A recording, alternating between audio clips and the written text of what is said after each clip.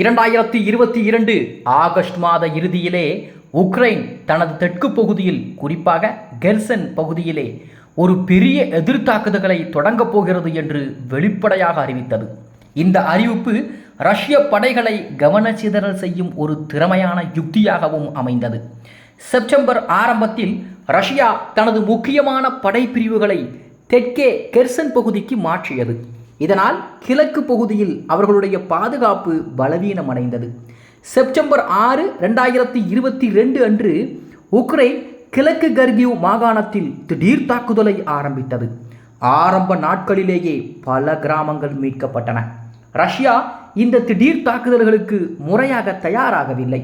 Ukraine படைகள் வேகமாக முன்னேறி சில நாட்களிலேயே நூற்றுக்கணக்கான சதுர கிலோமீட்டர் பகுதிகளை மீட்டெடுத்தார்கள்.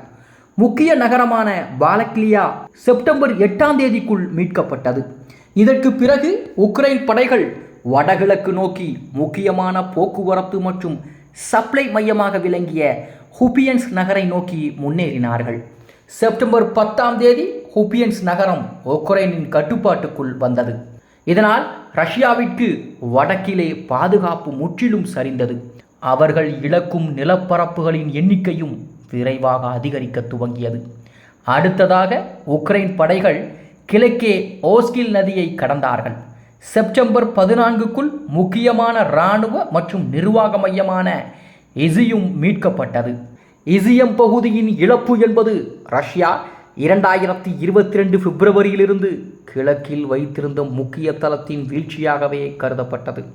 இவ்வாறு கார்கிவ் எதிர்த்தாக்குதல் வெறும் 2 வாரங்களில் 8000 சதுர கிலோமீட்டர் நிலப்பரப்பை உக்ரைனின் கட்டுப்பாட்டுக்குள் கொண்டு வந்தது. இந்த வெற்றி உக்ரைன் படைகளின் மன உறுதியை பெரிதும் உயர்த்தியது. மேலும் மேற்கத்திய நாடுகளின் ஆயுதம் மற்றும் நிதி உதவிகளுக்கு ஒரு வலுவான காரணமாகவும் இது அமைந்தது. கர்கிவ் வெற்றிக்கு பிறகு உக்ரைன் தெற்கிலே கெர்சன் நகரத்தை விடுவிக்க திட்டமிட்டது. ஹெர்சன் ரஷ்யா பிப்ரவரி 2022 கைப்பற்றிய ஒரே மாகாண தலைநகரம் என்பதால் இதன் மீட்பு ஒரு முக்கிய அரசியல் மற்றும் இராணுவ வெற்றியாகவும் இருக்கும். ஆக உக்ரைன் ஹிமார்ஸ் போன்ற துல்லியமான ராக்கெட் அமைப்புகளை பயன்படுத்தி ரஷ்யாவின் கெர்சனில் இருக்கக்கூடிய பாலங்கள், சப்ளை லைன்கள் மற்றும் களஞ்சியங்களை அடிக்கடி தாக்கிக் கொண்டிருந்தது. இதனால் ரஷ்யா தனது படைகளுக்கு தேவையான ஆயுதங்கள் மற்றும் உணவுப் பொருட்களை கொண்டு செல்ல கடுமையான பிரச்சனையும் ஏற்பட்டது. ஆக அக்டோபர் மற்றும் நவம்பர் மாதங்களிலே உக்ரைன் படைகள் மெதுவாக ஆனால் நிலையாக முன்னேறி ரஷ்யாவின் பாதுகாப்பை உடைத்தெறிந்தன. ரஷ்யா கெர்சனுடைய மேற்கு கரை பகுதியில் தனது நிலைப்பாட்டை தக்க வைத்துக் கொள்ள முடியாது என்பதை உணர்ந்து கொண்டது. நவம்பர் 9, 2022 அன்று ரஷ்ய பாதுகாப்புத்துறை கெர்சனிலிருந்து படைகளை பின்வாங்குவதாகவும் அறிவித்தது. நவம்பர் 11 அன்று உக்ரைன் படைகள் கெர்சன் நகருக்குள் நுழைந்தார்கள். மக்கள் தெருக்களிலே கொடி அசைத்து கொண்டாடினார்கள். ஹெர்சன் விடுதலை போர் துவங்கியதிலிருந்து உக்ரைனின் மிகப்பெரிய வெற்றிகளில் ஒன்றாகவும் பார்க்கப்படுகிறது. இது ரஷ்யாவுக்கு மிகுந்த அரசியல் இழப்பாகவும் இருந்தது. ஏனென்றால் கெர்சன் பகுதி என்பது ரஷ்யா செப்டம்பர் 2022 சட்டவிரோதமாக இணைத்து கொண்ட 4 உக்ரைன் மாகாணங்களில் ஒன்றாக இருந்தது என்பதும் குறிப்பிடத்தக்கது. அதைத் தொடர்ந்து ரஷ்யா டொனட்ஸ்க் மாகாணத்தின் பக்மூத் நகரை கைப்பற்றும் முயற்சியை அதிகரித்தது. பக்மூத் ஒரு முக்கிய சாலை மற்றும் ரயில் இணைப்பு புள்ளியாக இருந்ததால் இரு தரப்புக்கும் முக்கியத்துவம் வாய்ந்தது.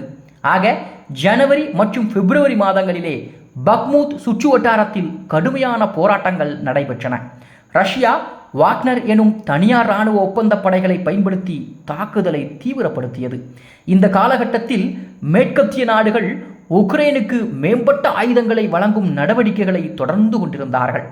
அமெரிக்கா, ஜெர்மனி மற்றும் பிரிட்டன் உள்ளிட்ட நாடுகள் உக்ரைனுக்கு மேம்பட்ட டேங்குகள், வான்வழி பாதுகாப்பு அமைப்புகள் மற்றும் நீண்ட தூர ராக்கெட் அமைப்புகளை வழங்க ஒப்புக்கொண்டார்கள்.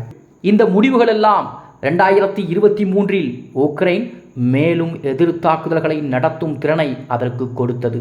ஆக 2023 மார்ச் மாதத்திற்குள் பக்மூத் நகரம் உக்ரைன் மற்றும் ரஷ்யா இடையேயான போர்களின் முக்கிய சின்னமாகவே மாறிவிட்டது. ரஷ்யா குறிப்பாக வாக்னர் குழுவின் தனியார் இராணுவ வீரர்களை பயன்படுத்தி நகரின் கிழக்கு பகுதிகளை மெதுவாக கைப்பற்றியது. அதே சமயம் உக்ரைன் படைகள் நகரின் மேற்கு மற்றும் மைய பகுதிகளிலே தங்களின் பாதுகாப்பு நிலைகளை வலுப்படுத்தினார்கள். இந்த போர் அதிகப்படியான உயிரிழப்பையும் ஏற்படுத்தியது. ஆயிரக்கணக்கான வீரர்கள் இரண்டு தரப்பிலும் கொல்லப்பட்டார்கள். ஏப்ரல் மற்றும் மே மாதங்களில் பக்மூத் சுற்றுப்பகுதியில் கடுமையான நிலைமைகள் உருவானது. ரஷ்யா நகரத்தின் பெரும்பகுதியை கட்டுப்படுத்துவதாக கூறினாலும் உக்ரைன் தங்கள் மீதம் இருக்கக்கூடிய நிலப்பகுதிகளில் பிடிவாதமாக போராடத் துவங்கியது. மே 20, 2023 அன்று எவ்கேனி பிரிகோஷின் தலைமையிலான வாக்னர் குழு பக்மூத் முழுமையாக கைப்பற்றப்பட்டதாக அறிவித்தது. ஆனால் உக்ரைன் நகரின் வடக்கு மற்றும் தெற்கு பக்கங்களில் நிலப்பரப்பை மீட்டெடுக்கக்கூடிய எதிர்த்தாக்குதல்களை தொடர்ந்து நடத்தி கொண்டிருந்தது. ஆக பக்மூத் போரின் முடிவு உக்ரைனின் கோடைகால எதிர்த்தாக்குதல் திட்டத்திற்கு ஒரு முக்கிய கட்டமாக இருந்தது. ஜூன் 2023 உக்ரைன் மிகுந்த எதிர்பார்ப்புடன் தனது நீண்ட நாள் எதிர்த்தாக்குதலை ஆரம்பித்தது. இந்த நடவடிக்கை ஜுபாரிஜியா மற்றும் டொனக்ஸ் மாகாணங்களின் தெற்கு முனைகளிலே கவனம் செலுத்தவும் உதவியது. அதன் முக்கிய இலக்கு என்னவென்றால் ஆசோ கடற்கரை நோக்கி முன்னேறி ரஷ்யாவின் நிலப்பாலமாக கருதப்படக்கூடிய அந்த லேண்ட் கோரிடர் எனப்படக்கூடிய அந்த பகுதி, அதாவது கிரிமியா மற்றும் ரஷ்யா ஆகியவற்றிற்கு இடையிலான நில இணைப்பை துண்டிக்க வேண்டும் என்ற நோக்கத்தோடு அவர்கள் தாக்குதலை தொடுத்தார்கள். இந்த காலகட்டத்தில் உக்ரைன் மேற்கத்திய நாடுகளிடம் இருந்து பெற்ற மேம்பட்ட ஆயுதங்களையும் பயன்படுத்த துவங்கியது. அமெரிக்கா வழங்கிய M1 ஆப்ராம்ஸ் டேங்குகள், ஜெர்மனியின் லெபர்ட் 2 டேங்குகள் மற்றும் பிரிட்டனின் சேலஞ்சர் 2 டேங்குகள் ஆகியவை முன்னணியில் பயன்படுத்தப்பட்டன. அதே சமயம் பிரான்ஸ் மற்றும் இங்கிலாந்து வழங்கிய நீண்ட தூர ஸ்டோம் ஷேடோ குண்டுவீச்சு ஏவுகணைகள் ரஷ்யாவின் தளங்களை தாக்குவதற்கு உக்ரைனுக்கு உதவி செய்தன.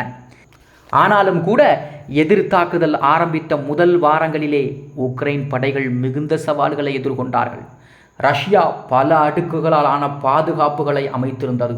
இதில் மைன்கள், எதிர் டேங்கு தடைகள், அதாவது டிராகன்ஸ் டீத் மற்றும் பெரிய அளவிலான ஆழமான அகழிகளும் இருந்தன. இந்த பாதுகாப்பை உடைப்பது மிகுந்த நேரம் எடுத்துக்கொள்ளக்கூடிய ஒரு விஷயம். இதனால் எதிர்பார்த்த வேகமான முன்னேற்றம் காணப்படவில்லை. ஆக ஜூலை மற்றும் ஆகஸ்ட் மாதங்களில் உக்ரைன் மெதுவாக முன்னேற்றம் கண்டது. முக்கியமான வெற்றிகளிலே ரோபச்சினே மற்றும் வெர்போவே ஆகிய கிராமங்கள் மீட்கெடுக்கப்பட்டது.